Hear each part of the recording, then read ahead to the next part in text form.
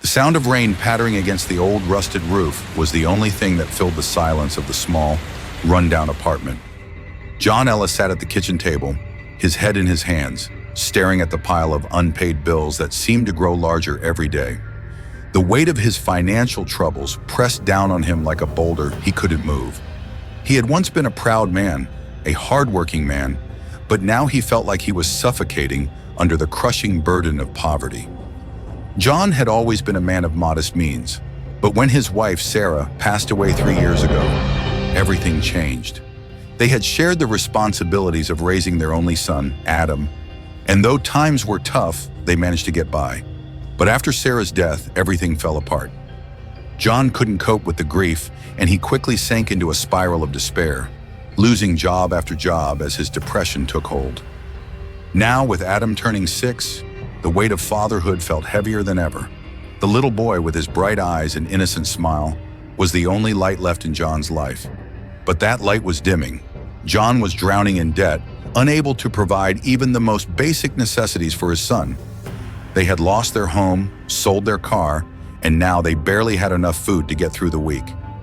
John had tried everything. He'd applied for jobs, begged old friends for help, and even visited local charities. But the economic downturn had left everyone struggling. No one had anything to spare. Each time John was turned away, he felt another piece of himself break.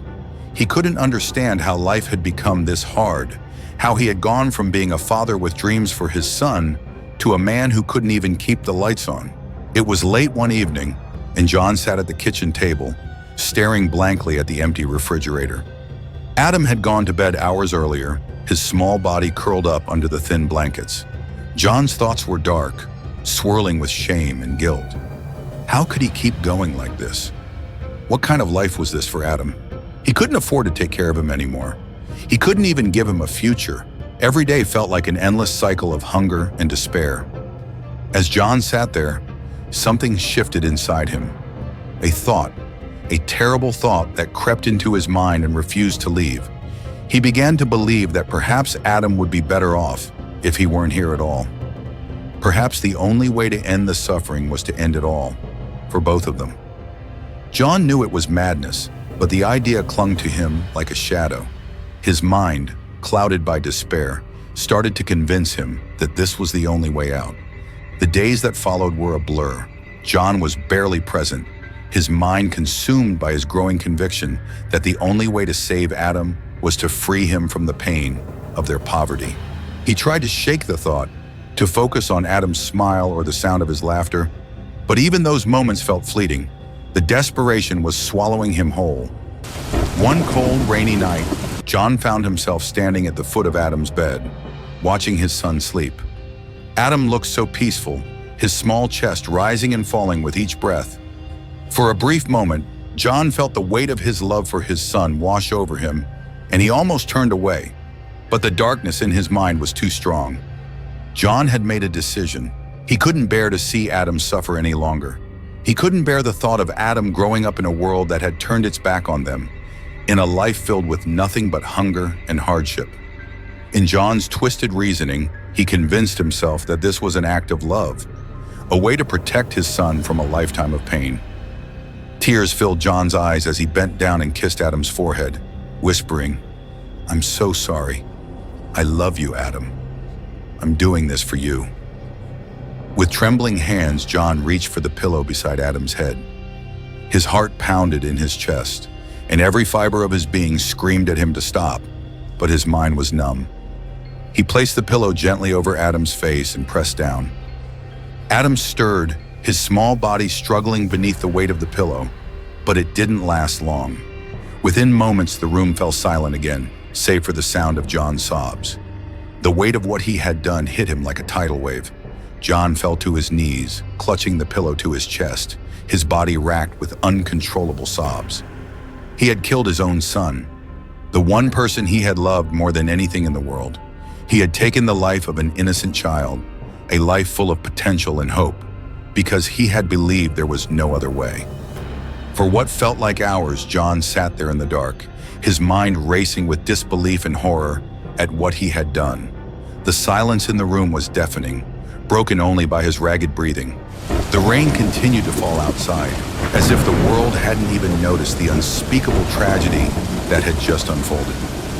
John didn't know what to do. He couldn't bring Adam back, and he couldn't live with the knowledge of what he had done. He felt trapped, like there was no way forward and no way back. His heart ached in a way he had never thought possible. The hours crept by, and John remained frozen, unable to move, unable to think. His mind was a blur of anguish and guilt, each moment stretching into eternity. Finally, as the first light of dawn crept through the windows, there was a knock at the door. It was his neighbor, Mrs. Jenkins, a kind elderly woman who had always looked out for John and Adam. She had grown concerned when she hadn't seen them for a few days and had come to check on them. When John opened the door, his face pale and his eyes hollow, she knew immediately that something was wrong. "John, are you all right?" she asked, her voice filled with concern. John couldn't answer. He just stood there trembling, tears streaming down his face. Mrs. Jenkins pushed past him, calling out for Adam. When she found the boy lying still in his bed, her heart broke. She turned to John, her face pale with shock and grief. "Oh, John, what have you done?" she whispered, her voice barely audible. The police arrived shortly after, and John was taken into custody. The once proud, loving father was now a broken man, consumed by the weight of his actions. As he sat in the police station, staring blankly ahead, the reality of what he had done began to sink in.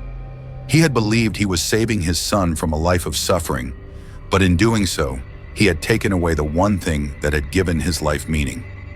The trial was swift, and the public was outraged. The media painted John as a monster, a heartless man who had killed his own child in cold blood.